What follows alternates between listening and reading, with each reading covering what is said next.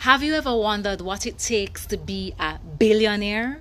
Billionaire with a B, not a millionaire, but a billionaire.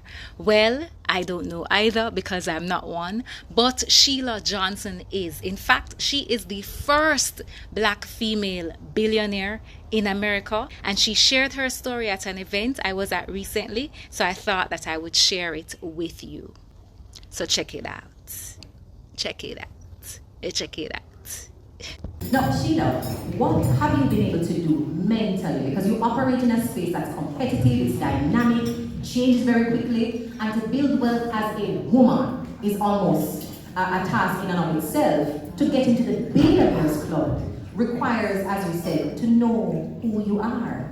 So I started out as a concert violinist, secondly founding Black Entertainment Television, and then third in the hospitality business. But even though there's that title of billionaire, it's a smokescreen. Please, you have to understand everything that I went through to earn that title. And this is important. I grew up very quickly at age 16. My father just left. Now I'm going to explain what was going on there. My father was one of 8 African American neurosurgeons in the country. Okay, he could not practice in white hospitals. He could not even operate on black patients. So this is the racism that I had to deal with, and he had to deal with, our whole family. So they moved us 10 times across the country where they needed him. So moving 13 times was very disruptive in my life. However, I think it really helped me develop resiliency to deal with people across all culture lines. So that was the first thing. But then suddenly, one day, he decided to leave. And so we were at the top of the society, and then we hit rock bottom. Because what you don't understand, and I'm much older than anybody in this room, what you don't understand is women back in the late 50s, early 60s, and before that had no rights. My mother couldn't get credit cards. She couldn't have a bank account, and he refused to pay child support.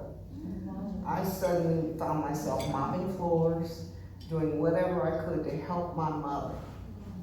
And I came home one day, she had a total nervous breakdown. Found her on the floor. If you get the book, I don't want to go through this and take up too much time. But anyway, that first act in life is a concert violinist. There was no one black playing the violin back then. I mean, you just rarely saw it. And I was called the N-word when I won the violin competitions for the state. You only got it because you're an N-word. I fought through that. I just didn't care. I was just so determined to keep going. And I eventually continued to teach the violin. I played in the Chicago Civic Symphony and so forth and so on. But the mistake that I made is I married the wrong person. And met this person in college, first day in college, he just kind of hooked in on me. And this person has the personality of a narcissist. And I'm sure there are many women that can really relate to this.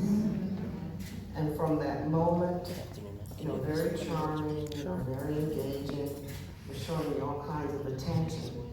And what you have to understand is because of what happened earlier in my life with my father leaving, I wanted someone to care about me and to love me. So I fell right into that trap. And then the abuse, once I married him, which was my junior year in college, which he pressured me to do, but I did stand firm and say I need to graduate. And he never let me go through graduation. I mean, this was the control thing that was starting. So from that point on, and all through my years of being married to this man, the abuse was so severe that even though we were building a company together, I sold my violin, I did everything, kept working to keep a roof over our heads because BET was not pulling in any money. Now I can go back and give you the history when we decided to start this company.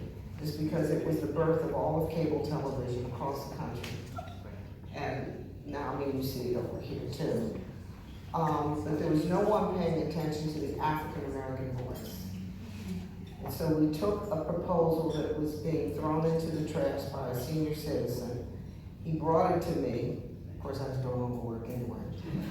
So I cross out senior and I write in black. And I make tweaks to the proposal. We take it to a man by the name of John Malone, who owned all of the cable systems across the United States. He loved the idea that he immediately wrote a check for $500,000. In TV, that goes nowhere. But it got us started. But I had to sell my violin to, pay for camera equipment and so forth and so on. But as the company started getting, its brand was starting to get stronger and stronger. And I was working so hard behind the scenes, and even had my own show called Teen Summit, that I was being erased. The stronger I became within the company, the more he wanted to erase me out. And this is the definition of narcissism. It is. And not only that, he was having a party with all the women. And the more, and I was in denial. I'm like, how could he do this to me, blah, blah, blah.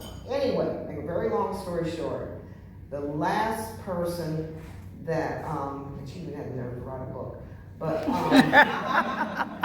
about her affairs with him.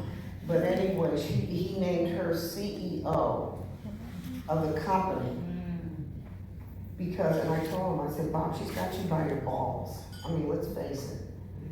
You can't get out of this one. And so anyway, that was the last straw for me. So when I confronted him especially, and he said, you're imagining this. So gaslighting is another one of those things that goes on. So I just said to him, I said, we're gonna sell the company. How dare you? I said, either that or I'm taking you to court. So what is happening during all of this? I was getting, even though the pain and the betrayal and the traumatic stress that I was going through, I was getting stronger because I was mad, So then anyway, I remember being in New York City at Times Square, and I remember the ticker tape going around, and it said BET sold for $3 billion to Viacom. I said, this is perfect. I called my lawyer. I said, we're out of here. So, I mean, that's what you have to do. And I have to say that even 2 years before I told him I was going to get divorced, I knew I had to get out of this marriage. I was at the point of depression, severe depression. I had to get therapy once I got out of the marriage, and I have not a problem talking about this. I was in a mental health crisis because I couldn't believe that people, and especially women, that treat other women like this. There's a special hell out there on women who treat other women. Yeah, I think so too. Yeah. All that glitters is not gold, right? That's just a part of her story. She actually has a book where she shares more, so you can get that on Amazon. Anyway, I just wanted you to understand and realize that while you're on that journey of building wealth, W-E-A-L-T-H, that you don't forget that W-E-L-L-T-H, wealth. That's what is most important. Your wellness, your health, and the wealth. Because there is no W-E-A-L-T-H without wellness and health. Remember to like, comment, share, and subscribe as we share more on WELLTH. Until next time, raw love, my radicals.